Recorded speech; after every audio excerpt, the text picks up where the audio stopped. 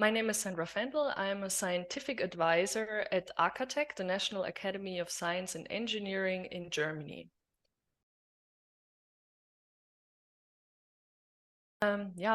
So maybe a few words about my background and what I did before coming to my current position. I'm a biologist by training, and I did my PhD in neuroscience at the Max Planck Institute in Munich. And this is also, I think, one of the biggest obstacles that I had so far in my career is accomplishing my PhD in general, due to many reasons, right?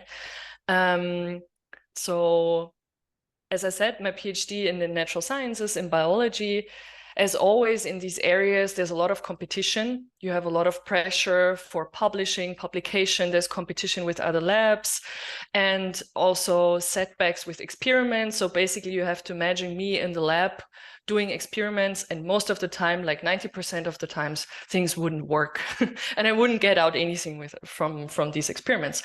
So what I really had to learn during that time, and what was the obstacle, was resilience and perseverance. So really believing in myself, get up every time I had a setback and experiments didn't work, and just continue doing it. So that was really, for me, the most challenging part.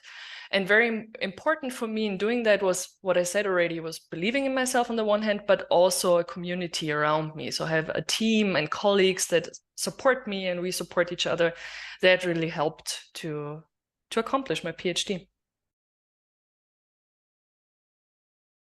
As I already mentioned quickly, it was very important, both of it, and I think it's connected also with each other, communication and teamwork. So during my PhD, it was extremely important to have a team around me. I could have never done it without, just by myself.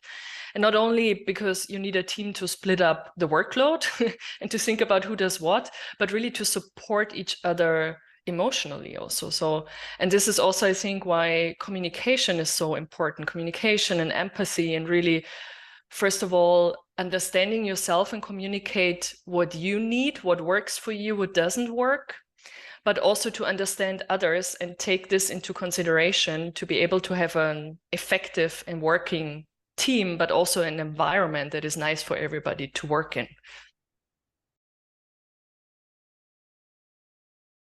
So I think for me, one really crucial skill for my career was, once again, connecting to communication, being open and very communicative, and also be daring. And what I mean by that, with daring within communication, is just ask questions, just go for it, ask questions, ask favors also. That I find extremely important, and I have the feeling that very often people, maybe also more women, tend to hold that back. They don't want to ask favors too much. They don't want to ask too many questions to not seem stupid or something like that. But in my experience, this is extremely important. Just go for it, be open, and communicate what you need, what doesn't work for you, but also, yeah, ask questions just to proceed in whatever you're doing. I think this is extremely important. So my piece of advice to a woman would be a summary of everything I just said, is, first of all, be daring in your communication. So go and ask the questions, go and ask favors. And yeah, my theme with that is always, what could happen in the worst case if you ask a question? Somebody could say, no, sorry, I'm busy, or no, I can't help you with that. And that's it. So what is to lose there, really, right? So go and ask for the things that you want and that you need. And my second advice would be, believe in yourself even before you really believe in yourself. And what I mean by that is that, especially when you're early in your career, there's probably not a lot of external accomplishments or papers or whatever it might be that you can look at that make you feel like, okay, I can believe in myself, I can do it. So that means at that early stage, you just have to believe in yourself anyway. And what I mean by that is really, tell it yourself, write it down in a journal. I can do that. I can accomplish this task.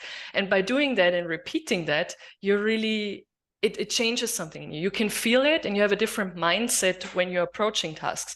And later in your career, you will accomplish things, and then it will get a little bit easier to believe in yourself. But still, I feel like this will never fully go away. I'm also not always 100% confident in myself, of course.